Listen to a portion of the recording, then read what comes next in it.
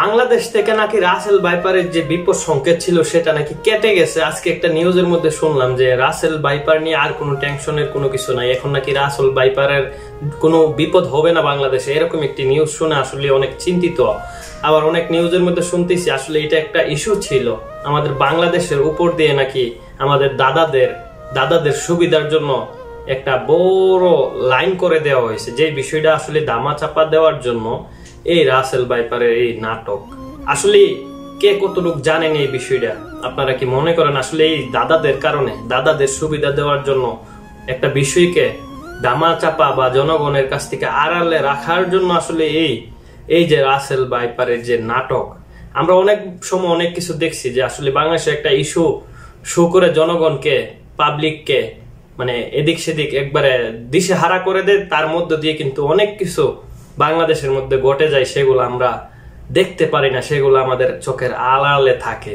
এই রাসেল ভাইপারের বিষয়, এই নাটকের পিছনে কিন্তু অন্য একটা বিষয় ছিল যেটা আমরা আসলে জানি না, কিন্তু এখন বেরিয়ে আসতেছে সেটা, যে এই রাসেল ভাইপারের ইস্যু দিয়ে নাকি আমাদের দাদাদের জন্য অনেক সুন্দর একটি ব্যবস্থা করে দেওয়া হয়েছে বাংলাদেশের মধ্য দিয়ে, কিন্তু এটা কেউ জানে না। এখন কিন্তু এটা বেরিয়ে আসতেছে। দর্শক, আজকের এই ভিডিওতে আমি যে আলোচনাগুলা করতেছি, এই আলোচনার মানে যদি আপনারা বুঝে থাকেন তাহলে সেটা কমেন্ট বক্সে কমেন্ট করবেন। আমি যেই বিষয়টা বুঝতে পেরেছি সেটা কি আপনারা বুঝতে পেরেছেন?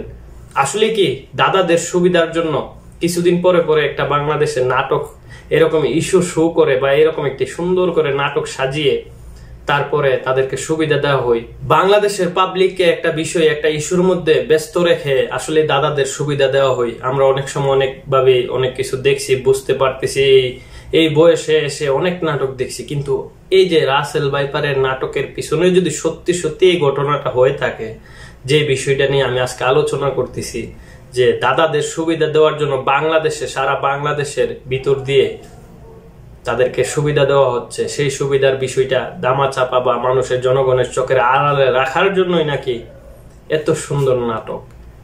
এই নাটক যদি সত্যি হয়ে থাকে তাহলে আমাদের বাংলাদেশের মানুষের কপালে দুঃখ আছে, একটা কথা মনে রাখবেন। কারণ আমরা এই ছোট ছোট নাটক নিয়ে ব্যস্ত থাকি, আর আমাদের দেশে অনেক কিছু দাদারা নিয়ে যাচ্ছে, দাদারা অনেক সুবিধা ভোগ করতেছে, সেগুলো আমরা চোখে দেখি না। তবে অনেক নিউজের মধ্যে অনেকে এই বিষয়টা নিয়ে কথা বলছে, আলোচনা করতেছে যে এই রাসেল ভাইপারের এই ইস্যুর পিছনে, এই নাটকের পিছনে আসলে অনেক কিছু ছিল যেটা এখনো জনগণ বুঝতে পারে নাই, কিন্তু একটা সময় আসবে তখন তারা বুঝবে আর আফসোস করবে।